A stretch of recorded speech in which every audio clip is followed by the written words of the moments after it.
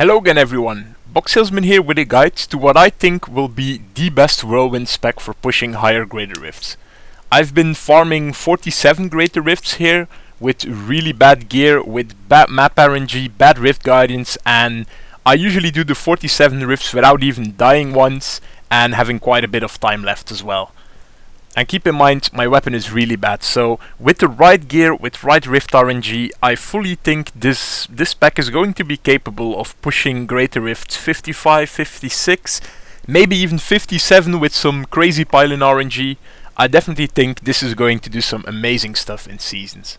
So let's first go over the gear that's required, then I will go over the skills, then I will go very in depth on all the roles on the gear. That will be a long part. And then after that some paragon, and then in the end I will show you a demonstration. So if you want to see a demonstration of a 47 rift, then just skip to the end. Okay, so the build basically combines the waste set, the 6 piece of it, with the Immortal King set, the 4 set of this. The 4 set of Immortal King is giving us permanent Wrath of the Berserker, and the 2 set is giving us permanent Call of the Ancients, and those two are really awesome. Then we use the waste set simply for the damage reduction and the awesome damage that it's giving. The rent is doing decent damage, and the 6 set bonus is doing very decent damage. Then we use Unity and Ring of Royal Grandeur. I actually think Unity is pretty much a requirement in solo on a Whirlwind build, because you can't really play a style where you dodge everything. Sometimes you just have to tank it if you want to do the damage. So I think Unity is pretty key in solo. If you're not really trying to push past level 50 rifts, you can just use Convention of Elements. Convention of Elements is actually really strong in my opinion. I think it's the best damage ring now, except for Focus and Restraint, but we can't use Focus and Restraint because we need the Ring of Royal Grandeur for this build to work. As you can see here, we take 5 pieces waste, 3 pieces IK, so we need the Ring of Royal Grandeur. There's no way we can do it otherwise. Then for the braces, I'm using Reaper's Wraps, although it's not completely necessary, but it makes Fury generation so much more relaxed and easier. In my opinion they're the best, but some people disagree, and some people rather use Lakuni Prowlers because of the 5th primary, which is attack speed. Some extra damage. Attack speed can be really nice to hit some breakpoints and do more ticks with Whirlwind.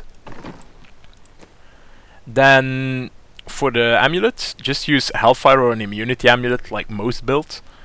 Ignore the Haunt of Faxo here, I only use it for the stats. I do not use it for the legendary effect because I do not have a stun, so the legendary effect is really wasted on me. I'll go in the skills now, and I'll explain the gear much more in detail after the skills. We have Rent with Bloodbath. This is giving us really nice damage amplification because of the 2 set from Wrath of the Waste. And we use this rune because it spreads easily. You don't have to care much about it then. Often when you're facing bigger packs, it's really nice to have it spread like this. Another option is to use Ravage, but the problem with that is that you lose your physical. So since we're using physical in the build, I much rather just use Bloodbath. Bloodlust is also an option, but honestly we heal enough with our we already heal enough with our Whirlwind anyway, so I definitely think Bloodbath is the best choice here. Then Whirlwind Blood Funnel, a physical rune since we're using physical. And we don't need Dust Devils because the Whirlwind set already gives us Dust Devils. So Blood Funnel is really the only physical rune that's left, and on top of that it's really nice healing, especially on AoE. You're healing like crazy with this. So definitely the best choice here. Wrath of the Berserker Insanity is in my opinion the best choice because it greatly helps on the Rift Guardian compared to any other rune. But you can actually change this. You can go Slaughter and really pray for the best rift possible, where you can RNG everything, AoE down every single thing, and have a Rift Guardian that also spawns a ton of ads, basically Sextris or the new Rat Boss thing. But Insanity is just way more consistent in my opinion. Some people have been running Striding Giant. You will be insanely tanky with Striding Giant. Like, you will be able to face tank everything except Molten, but you will be struggling so much on the Rift Guardian without the damage buff from Insanity. You will take way too long, so I think with Striding Giant the spec is going to never die in greater rifts, unless you do something stupid, but it's also not going to do enough damage, so I went with Insanity instead.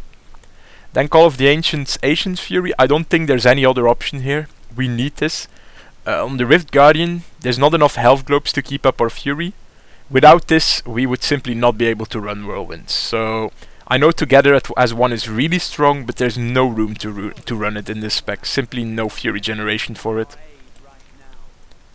Then Battle Rage Bloodshed, a really nice damage amplification. Again, it's also possible if you want even more toughness to go this rune. It spawns health globes, it gives you some Fury, although Fury isn't enough of an issue to really justify using this just for the Fury. And with the Whirlwind healing, I don't think we really need Swordsu Plowshares in this build, but then again, the whole toughness versus damage thing is pretty personal. If you want more toughness, this is one of the places to get it. Then I use Warcry Impunity. This is probably the skill that you will see people changing around the most. I think all the other ones are probably going to be used for certain, like 100% in every version of this build, but then this is the one where there's so many options. Impunity is the best one though, for sure, because the armor bonus scales additive with Taiguk Gem, and so which makes it worse than the All Resist one. And the other ones aren't really that amazing. Dodge is inconsistent. This life regeneration is really bad compared to the healing we already have, and Fury generation extra is really not worth dropping a 20% all resist for. But yeah, the other options are, let me just check, where is it? Sprint. You can go sprint gangway actually, and then use strong arm braces. Then you have a knockback. You will clear trash even faster like that, but it doesn't help on the Rift Guardian, so I'm not a big fan of that version. There's also Run Like the Wind, again clearing trash faster, but I'd rather have the extra toughness. Some people like to run Ignore Pain when they have a really difficult pack, but because we don't run any cooldown in the build, I don't think Ignore Pain is up often enough. Ground Stomp is also liked by a lot of people, but again, doesn't really do much on the Rift Guardian. I'd rather have the toughness. But there's room to change this. Then something, and I probably skipped it, yeah. Overpower with Killing Spree.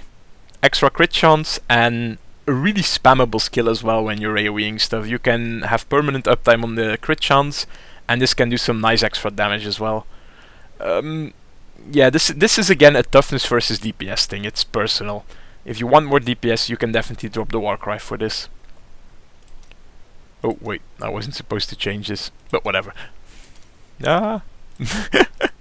Let's quickly change it back so people don't get confused later on the build when they skip ahead and they suddenly see the skill changing. I know not everybody watches the full video, because it's gonna be pretty damn long. Then the passive skills, Berserker Rage, especially with Reaper's Wraps, we're staying on max Fury pretty damn easily. Only on the Rift Guardian sometimes you can drop a bit below, but even then you'll probably stay max anyway. So it's a really nice damage buff for that. Nerves of Steel, I think, is pretty key to higher Greater Rift. Again, if you maybe want to push really high Greater Rift and you want to RNG the hell out of them and get the perfect map, then you can drop Nerves of Steel for some more damage. But I like this for the consistency. This is great to make runs more consistent. If you have some bad luck with an affix combo or anything, this will keep you alive. Ruthless, more damage. When they drop to low health as well, which is often when you really need the damage, because sometimes when you're killing elites, at first you will be doing really nice damage, and then when all the white mobs are dead and there's only the elite left, then you will really drop in damage because you're losing a lot of AoE procs. And that's when we really want the extra damage. So this is some nice damage boost, and also at the moment where we really want it. Then Rampage is really great for clearing trash. Also great on some of the RNG Rift Guardians like Sextrus and the Red Boss. This will definitely help for pushing the really high ones. But is a little bit RNG dependent, of course. If you do have a bad Rift Guardian, Rampage won't do anything on the Rift Guardian, but I still think it's worth running it, even just for the trash mobs. Okay, let's quickly do Paragon, and then I'll try to get really in depth on the gear choices. In core, we just take movement speed till the cap, like any build does. The cap is 25%, I have 11% on the boots, 14% here, bam, 25%.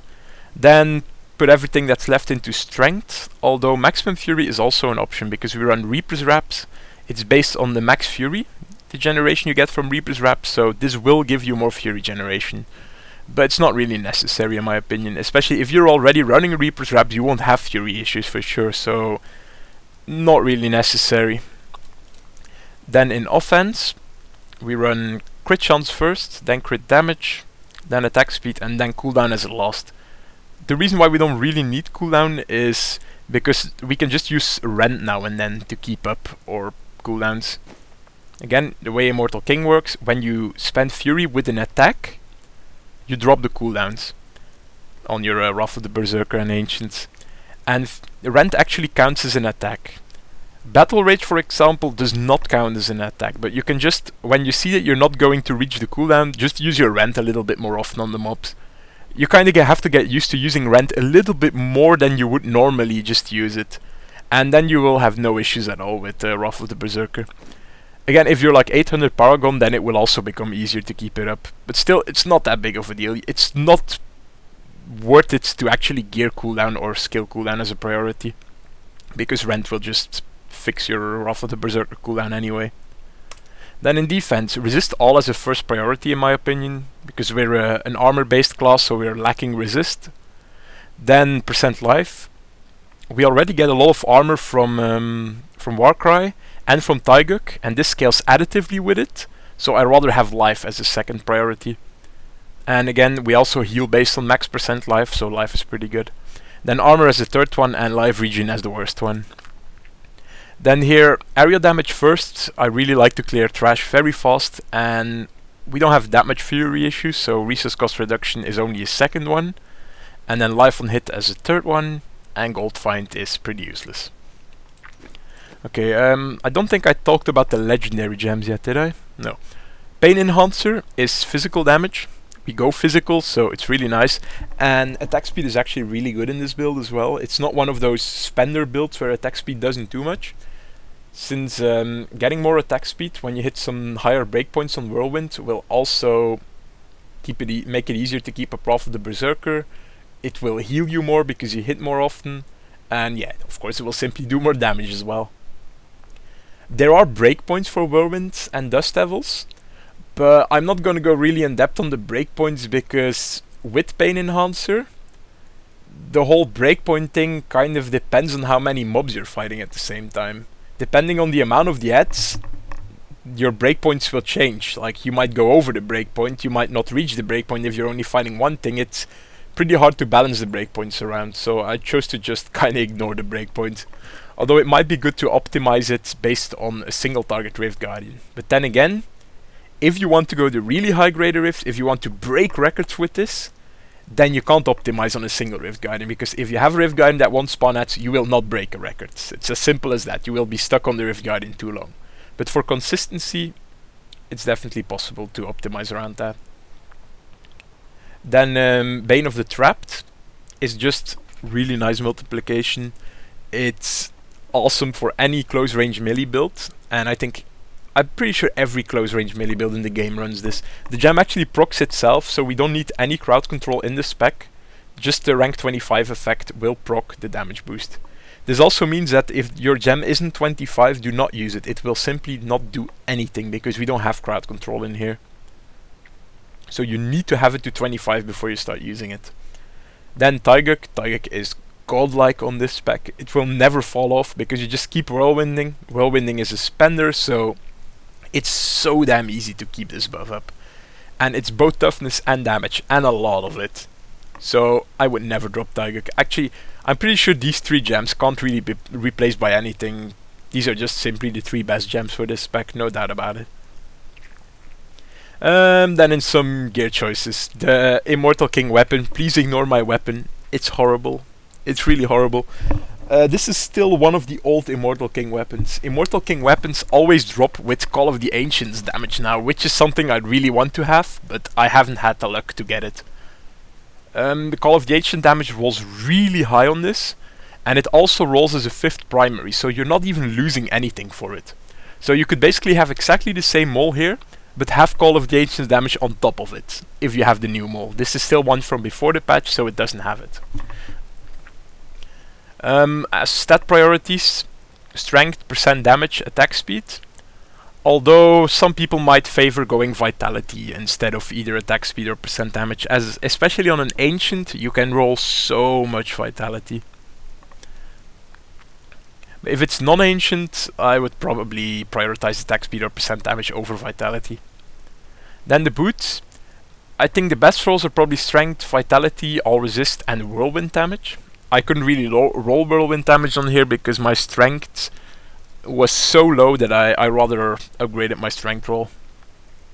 And also whirlwind isn't that great of a percent damage buff to take, because it doesn't really buff our pain enhancer. It only buffs the actual 340% weapon damage here, so it's not that great. So that's why I only take it on the boots, and only as like a 4th priority. Okay, then the pants. Strength, vitality, all resist. All resist is definitely better than armor here, but I had to take armor because I already have a secondary resist, so I can't roll all resist on it. The belt, strength, vitality, all resist or percent life, depending on secondaries. And then life per fury spent. I actually think life per fury spent is one of the best 4 rolls here and should be prioritized. It's really nice healing. This Templar. I don't know if you heard that, but this guy. Then the chest, strength, vitality, percent life, or elite damage reduction. Both are really good.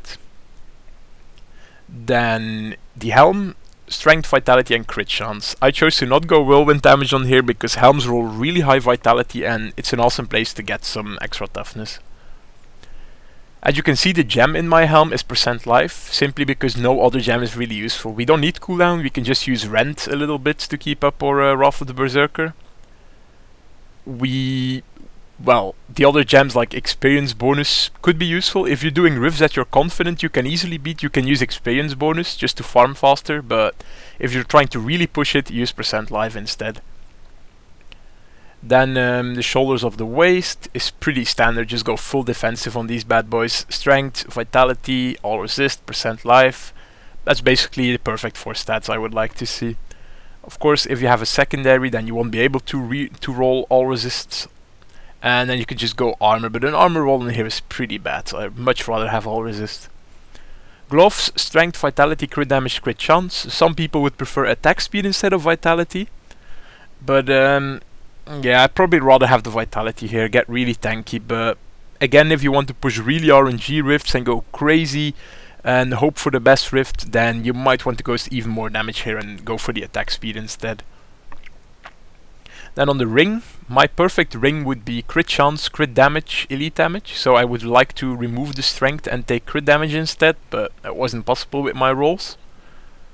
Then on this ring, strength, attack speed, and either crit chance or crit damage. Attack speed isn't my favorite, I'd rather have crit damage, but the ring always rolls with attack speed and life on hit, so you're basically forced into picking either attack speed or life on hit, and I'd rather take the attack speed then. Then for the Reaper's Wraps, ignore these, they are really bad in my opinion. You want physical skills, crit chance, strength, and then vitality. Although life per hit isn't terrible, I still prefer vitality instead.